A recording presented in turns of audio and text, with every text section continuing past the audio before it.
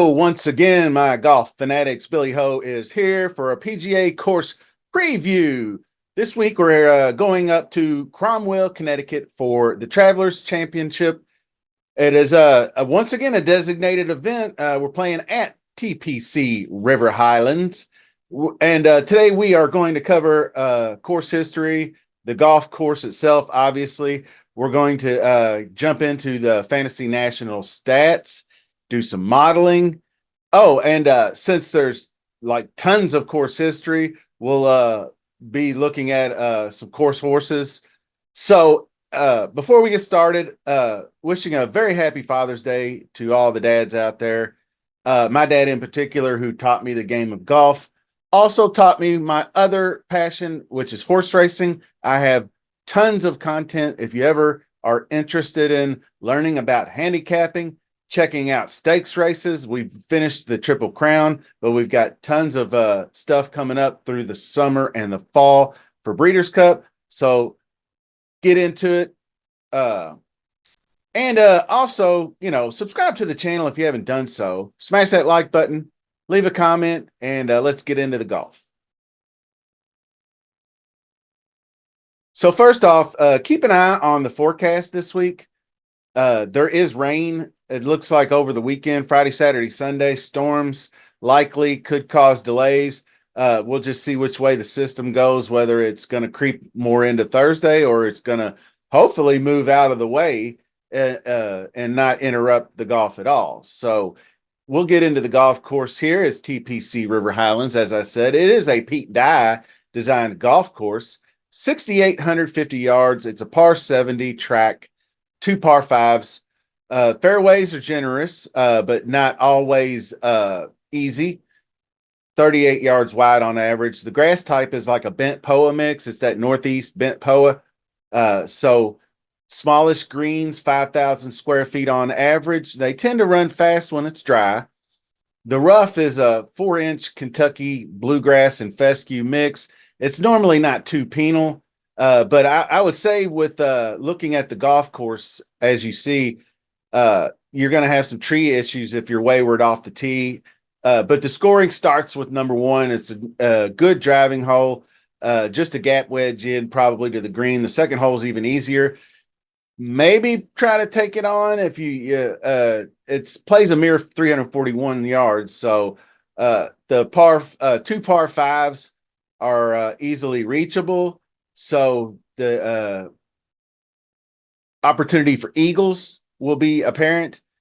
There are some tough par 3s that you have to be aware of, but there's also that tasty looking drivable 15th hole. And you can see that water looming to the left. It's very similar to the number 17 at TPC Scottsdale, where we played the Waste Management Phoenix Open earlier this year. And the finishing holes are very difficult coming home, 16 through 18. Making up shots to get to the cut line will be difficult. So now let's dive into Fantasy National, check out the stats. Okay, we begin with the course breakdown. And as you can see, the first few holes rank mid-tier. The number 2 hole's extremely easy, high birdie opportunities. And then you get a couple of difficult ones before you get to a very easy par 5. But 1% eagle, and the second par 5 is obviously a little bit easier. That's the one is the 17th ranked hole, even though there is a little bit better percentage of eagles. But the tougher holes, like I said, were 16, 17, and 18. Here is the par 4 drivable. So you're going to have a high percentage of birdies there as well. You can see the mid-range. I mean, 400, it's a short-ish par 4 golf course. There's 8 par 4s from 400 to 450 yards. So you can see less emphasis off the tee. This is for top 20 finishers. We'll get a little closer look here in a second. So total par 4 scoring basically is what I like. And the approach shot distribution, you can see that is a touch toward the longer irons 150 to 175, but it's a pretty even distribution across the board. And you can see the main staple is it's just all about these medium par fours is what I like to call them. They're not short. I mean, they are short for these players, so it does bring more wedge game for the longer hitters. But players do tend to club down here because accuracy is up, and then you can see driving distance is down around 280, just a little bit, and proximity to the hole about average, not too bad there. So this is just for like your top 20 golfer for the most part. So what I wanted to see here was let's see top 5 finishers and see what changes. It's always a bigger emphasis on putting when you get down closer to the winter, because that's why they're up there, is because they're putting well, right? Big emphasis on ball striking. Definitely approach play is key. And around the green game is going to be significant too, because you got the 2 par 5s and then the drivable par 4. All those won't be hitting to the green. So you're going to be around the green and chipping and putting to try to make those birdies. So that's why I kind of like a little emphasis on around the green play. And so moving over to tournament history, I wanted to see who's playing well. Well, obviously, Patrick Cantlay's had a pretty good week. I kind of figured he'd fall off over the weekend over the U.S. Open. He's usually pretty good horse out of the gate, but just the stamina is just not there for these majors. But he's just been banging them off in the top 15s across the board in total strokes gained. If you look at say the complete history, Patrick Cantlay doesn't really go back much further than that. So back over here to tournament history. And Brian Harman, obviously, he's great here. He might be a big one and done pick this week. I had him penciled in myself for one and done because I haven't used him yet. Keegan won last year. Xander won the year before. But these guys typically won't play this course unless it's a designated signature event, whatever you want to call it. So you're going to have all these guys in the field. Rory, Scottie. Scottie's going to be looking for some redemption. He really struggled this week, which worked out well for me because I didn't play him. I was really hoping that putter would fail him, and yes, indeed it did. Rory obviously has good results. He has pretty good results everywhere he plays. But going down the field a little bit, I wanted to see some other people. I keep saying this might be a get right spot for Justin Thomas, but I'm gonna have to see it first. He can get me. The next tournament he wins, I congratulate him. I'm just tired of backing him. He has no confidence on the greens. And then it's affecting the rest of his game because he was playing pretty good ball striking, and then all of a sudden the driver disappeared on him. And he's playing every shot out of the rough. And that's no bueno for a guy who has to scramble, who can't make putts. So down here a little further, these are the guys who haven't performed so well. Hollywood Hoagie let me down this week. I thought he would really play well, but he didn't. So you can see these guys, strokes lost. Surprised to see Siwoo Kim down here because he's normally an excellent Pete Dye player, and we will be looking at Pete Dye golf courses. Let's get into some modeling. This is just way back in 2021 Travelers, but I did make some adjustments. I removed a few things and then created more emphasis. This is what the model looks like, as just the percentages. Heavy on approach, like I said. Good drives, that's what I went with instead of distance or accuracy, just good drives in general. Because a lot of times with Pete Dye golf courses, it's not so much being in the fairway, it's which position and angle you have toward the flag. So good drives is there.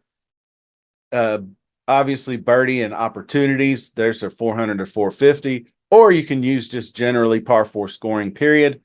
Greens gained, obviously, is big, and then DraftKings points. So obviously the model is going to rank Scottie number 1 in just about everything we look at. This is the last 12 rounds. After they put the US Open stats in, this might change because I do have enough strokes gained putting that it might push him off the top. We'll have to see about that. But your typical best ball strikers, Corey Connors is going to be really good on this golf course. So you would think he would have some tournament history here somewhere, but there he is. I guess he hasn't really played it very much. He's only played it once previous to 23 and this decade. So, but he finished T9. He made his first ever US Open cut, so he's got to be stoked for that. And he was playing really well yesterday until he wasn't, I guess. He made a big double or triple or something and then fell off the mat, but he was really playing well. So I would look for him to be very popular. Tony Finau playing lights out until he made triple. What better way to get rid of Tony Finau since I didn't play him in DFS was to bet him at 7-1 live when he was one stroke off the lead, and then what does he do? He immediately misses the birdie putt on the par 5. Then he goes bogey triple, and then he's out. I pretty much ghosted him. I might be the Ander curse of the live betting because I swear to God, it wasn't a half hour after I bet him that happened. Obviously, I bet him on number 10 when I saw him knock it close for a birdie, and I said, one more birdie, and he's tied for the lead. I can get him with the bonus 7-1. So great. So Ben Griffin ranking high. Look, I'm going to start pointing out some other players. Russell Henley Bez would obviously look good here. Lee Hodges, everybody's favorite sub 7K play this recently, looking good.